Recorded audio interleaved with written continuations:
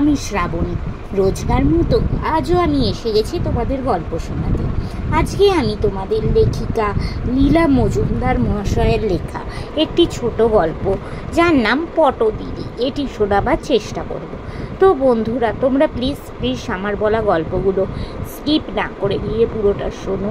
আমার চ্যানেলটা সাবস্ক্রাইব করো, ভালো লাগলে লাইক করো, কমেন্ট করো ও একটু শেয়ার করে দাও। আর এখনও অবধি যেসব বন্ধুরা আমার চ্যানেলটা সাবস্ক্রাইব করেছো তাদেরকে অনেক অনেক ধন্যবাদ জানালাম। আমি যেহেতু একজন শারীরিক প্রতিবন্ধী, নিজের একটা পরিচয় তৈরি করব, সেই লক্ষ্যেই তোমাদের এই গল্প শোনানোর কাজটা শুরু করেছি। এই কাজে আমার সফল হতে গেলে তোমাদের সাপোর্ট বা সাহায্য খুবই দরকার।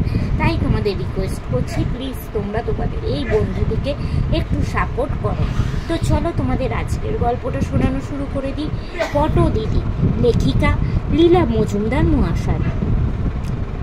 পটদিদিকে শেষ বয়সে দেখেছি। শ্যামলা রং, মোটা শরীর, কথা বলার বিরাম নেই। কিন্তু ওই কাটা কাটা নাক, মুখ আর ঈগল পাখির চাঁদনি নিয়ে এককালে যে সুন্দরী ছিল সে বিষয়ে কোনো প্রশ্নই উঠতে পারে না। ভারী স্বাধীন ও স্বাবলম্বী মানুষটি। বিয়ের সময় বাপ যেসব টাকা কড়ি বাড়িঘর দিয়েছিলেন সে সমস্তই কোনো কালে একে ওকে ইত্যাদিকে বিলিয়ে কিচ্ছু না নিয়ে জীবনের শেষ কটা বছর দিব্যি কাটিয়ে দিলেন। নিজের আনাড়ি হাতে জোড়াতালি দেওয়া জামা আর সরু পাড়ের মিলের কাপড় পরনে, পায়ে সবুজ ক্যানভিসের জুতো, ভাইপোর বাড়ির দরজা জানালার সবুজ রং হবার সময় টিনে যেটুকু তলানি পড়েছিল তাই দিয়ে স্বহস্তে রঞ্জিত। আমাকে বললেন, কেন, সবুজ কি খারাপ রং? তাহলে তো আর গাছপালা সবুজ হতো না। তাছাড়া কত সুবিধে ভেবে দেন, ময়লা হলেও টের পাওয়ার জো নেই, অথচ 1 পয়সা খরচ নেই। আচ্ছা, ওই মন্দির প্যাটার্নের বড় বাড়িগুলোতে আলাদা টুকরিতে পড়ে লাগেজে বেড়াচ্ছিস কেন? মধুপুরের পাট তোলা হয়েছিল, আমি করবি। পটদিদি উৎসাহী দর্শন। বলতে ভুলে গেছি যে তিনি আমার মায়ের বয়সী ননদিনী। আমি বললাম, তা না হলে কিভাবে নেব, ভেঙে যাবে যে, এত কষ্ট করে তৈরি করা। পটদিদি বলল, তাতে কি হয়েছে, বিছানার ভেতর প্যাক করে নিবি। কষ্ট করে করাও হলো। জাপানি চিনেমাটি চায়ের সেটের চেয়ে তো আর দামি নয়। জানিস, আমার মেয়ে টেপু ওর জাপানি চায়ের সেট হোল্ড অলে ভরে কলকাতা থেকে দিল্লি নিয়ে গেছিল। শুনে তো আমি এমন প্রভাবিত হয়ে পড়লাম যে বড়ি প্যাক করা বন্ধ করে বললাম, তারপর কি হলো? পটদিদি উঠে পড়লেন। কি আবার হবে, সব ভেঙে গেছিল নিশ্চয়ই। এইরকম ছিলেন আমার পটদিদি। তিনি কিন্তু আমার মন গড়া গল্পের বইয়ের চরিত্র নয়, সত্যিকারের মানুষ। ভারতের প্রথম মহিলা অঙ্কে গ্র্যাজুয়েট। নাম ছিল শেহলতা মৈত্র। হয়তো 1883 সালে জন্মেছিলেন। সাংসারিক দিক থেকে খুব একটা সুখী ছিলেন না, তবে দুঃখ তার গায়ে আঁচড় কাটতে পারত না। সম্পূর্ণ নিজের হাতে তৈরি অদৃশ্য এক জগতে বাস করতেন।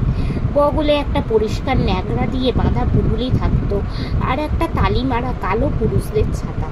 বলতেন, ওই পুটুলিতে যা আছে তাই দিয়ে সংসারে যাবতীয় প্রয়োজন মেটানো যায়। ওই ছিক এবং পারত্রী, 2টো লেবু, গুটি চারেক নিয়ে যাওয়া বিস্কুট, একটা রুদ্রাক্ষের মালা, পরমাংশদেবের ছোট একটা ছবি, ব্যাস, আর কি চাই? পরমাংশদেব নাকি ছোটবেলায় ওকে কোলে করেছিলেন, তাই আজ পর্যন্ত কেউ তার এতটুকু অনিষ্ট করতে পারেনি। 5 ভূতে যে তার বাপের দেওয়া যথাসর্বস্ব খইয়ে নিয়েছে তাকে তো আর সত্যিকারের ক্ষতি বলা যায় না। একবার একটা স্কুলের পুরস্কার বিতরণ সভায় পুটুলির বগলে পটদিদিকে দেখেছি। সেকালে লাডমেম লেডি উইল ডগের সঙ্গে বিশুদ্ধ ইংরাজিতে গল্প করছে। মেম আহ্লাদে 8খানা, না জানি কি রসের গল্পই বলেছিলেন পটদিদি। মাথাখানা অঙ্কে ঠাসা ছিল। বাস্তবে কেমন অঙ্কের মাথা আমি কোনো মেয়ের দেখিনি, যদিও আমি নিজে অঙ্কে 100-তে 100 পেতাম। 50 বছর আগে যা যা শিখেছিলেন তার এক বর্ণও ভুলেননি। না অঙ্ক, না সংস্কৃত। চর্চার অভাব তার কিছুই করতে পারত না।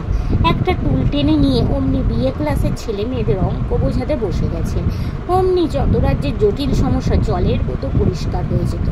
আর শুধু অঙ্কের কেন, সকলে সব সমস্যা মেটাবার আশ্চর্য সব উপায় ঠাউরাতে পারতেন। একদিন বললেন, লোপার বাড়ির কাপড়ের সঙ্গে বাড়িতে ছারপোকা এসেছে তো কি হয়েছে, ছারপোকার জায়গায় একটু ঝোলা গুড় মাখা, তারপর শিশিতে ভরে কিছু লাল পিঁমড়ে এনে ছেড়ে দে, সব ছারপোকা খেয়ে তো শেষ করবেই, তোদেরও কামড়াবে। আমরা শিউরে উঠলাম, কি সর্বনাশ, তারপর লাল পিঁমড়ে যাবে কিসে? পটদিদি তাচ্ছিল্যের সুরে বললেন, তারও নিশ্চয়ই সহজ উপায় আছে, খোঁজ করে দেখ।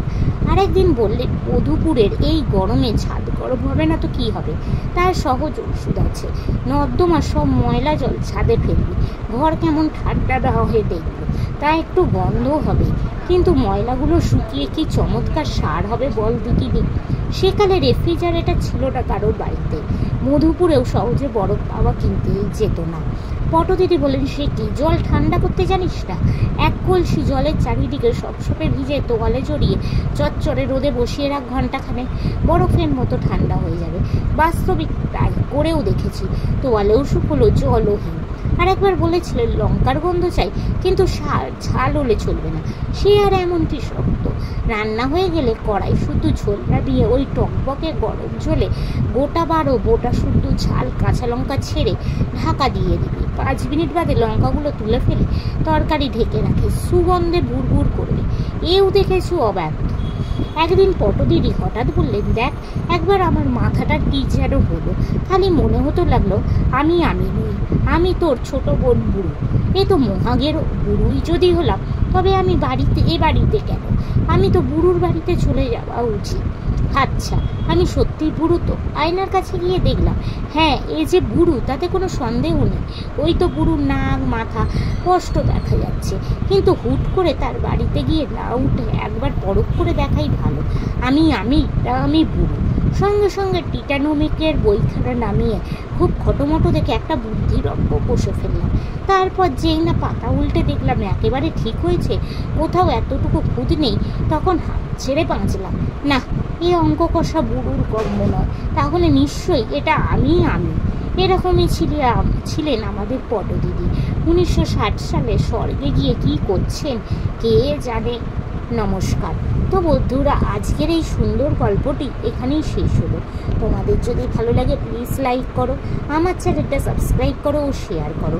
আজকের মতো আমি চললাম, আবার আমি কাল চেষ্টা করব তোমাদের এরকমই কোনো ছোট গল্প শোনাতে। আজকের মতো টাটা।